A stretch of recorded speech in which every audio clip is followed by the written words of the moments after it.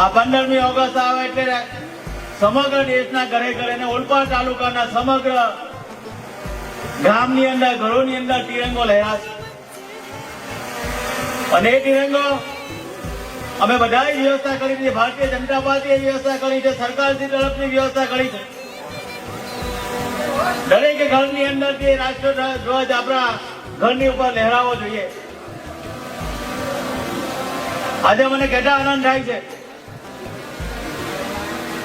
કે આ 9 તારીખથી શરૂ કરેલો કાર્યક્રમ અમારા મુખ્યમંત્રી ભૂપેન્દ્રભાઈ પટેલ સાહેબે તાપી જિલ્લામાંથી મેરી માટી મેરા દેશનો કાર્યક્રમની શરૂઆત કરી. ત્યાંથી સમગ્ર ગુજરાતના ગામે ગામ આ કાર્યક્રમ શરૂ થયો અને મને કેટલા આનંદ થાય છે કે ઓલપાડ તાલુકાના 108 ગામની અંદર થી 90 ગામની અંદર આ કાર્યક્રમ થઈ ચુક્યો છે અને શિલા ફલકમનું પણ સ્થાપના થઈ ચુકી છે. જે 18 ગામ બાકી છે એ 18 ગામ પણ આજે પરિપૂર્ણ થઈ જવાના છે. મિત્રો, આઝાદી કા અમૃત મહોત્સવની અંદર ભારતના વીર શહીદોને બલિદાનના બિરદાવવાનો આજે દિવસ છે. અગાઉ આપણે જોયું હતું દેશના વડાપ્રધાન નરેન્દ્રભાઈ મોદી સાહેબે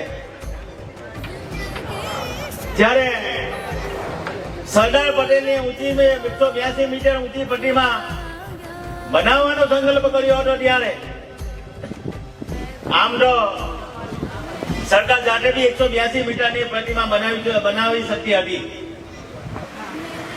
પણ એમાં ક્યાં ક્યાં દેશનો પ્રેમ છલકાય, સરદારભાઈ પટેલ સાહેબનો પ્રેમ દરેકના દિલમાં આવે. એના માટે દેશના વડાપ્રધાન નરેન્દ્રભાઈ મોદી સાહેબે સરદારભાઈ પટેલ સાહેબને ખરી શ્રદ્ધાંજલિ આપવા માટે એમણે સંકલ્પ કર્યો હતો. ત્યાં આપણે બધા સૌ લોકોએ આપણા ખેતરની અંદર જે વાપરેલો ઓજાર, કોઈ કોદાળી હોય કે દાંતરડું હોય, કુલાડી હોય, પાવરો હોય, એ તમામ પ્રકારના સાધનો આપણે અર્પણ કર્યા હતા અને એ સાધનો તાલુકામાંથી બધા ભેગા કરીને આપણે દિલ્હી મોકલા હતા અને ત્યાં બધા સાધનો એકઠા કરીને એને પીગાડવામાં આવ્યું હતું અને એ પછી આજે જોયું છે 182 મીટરની સરદાર પટેલ સ્ટેચ્યુ ઓફ યુનિટીની અંદર પ્રતિમા ઉભી થઈ છે અને દેશ અને દુનિયાના લોકો આજે સરદાર પટેલની પ્રતિમાને જોવા માટે આવે છે. આ કામ કર્યું તો દેશના વડાપ્રધાન નરેન્દ્રભાઈ મોદી સાહેબે કર્યું. આ ભારતીય જનતા પાર્ટીની સરકાર છે, આ નરેન્દ્રભાઈ મોદી સાહેબની સરકાર છે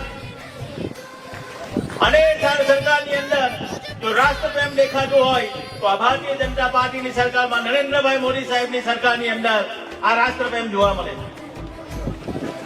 નરેન્દ્રભાઈ મોદી સાહેબ માટે એ રાષ્ટ્રપ્રેમ દેશહિત એ સર્વોપરી છે, પરંતુ મેરા માટે મેરા દેશ એ નરેન્દ્રભાઈ મોદી સાહેબનો સંકલ્પ છે કે ઘરે ઘરની માટી ચપટી માટી અને એ માટી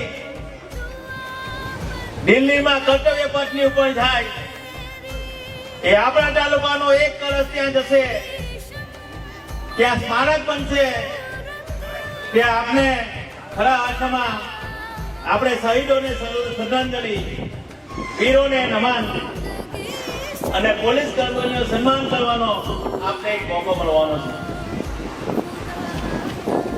ત્યારે સમગ્ર દેશની અંદરથી આ બધી જ માટીઓ ભેગી થવાની છે અને ત્યાં સ્મારક બનવાનો છે. આખા દેશમાંથી ખૂબ લોકો જવાના છે. 30 તારીખે મોદી સાહેબ ત્યાં બધાને સન્માન કરવાનું છે, મોદી સાહેબનું સંબોધન ત્યાં સાંભળવાનું છે.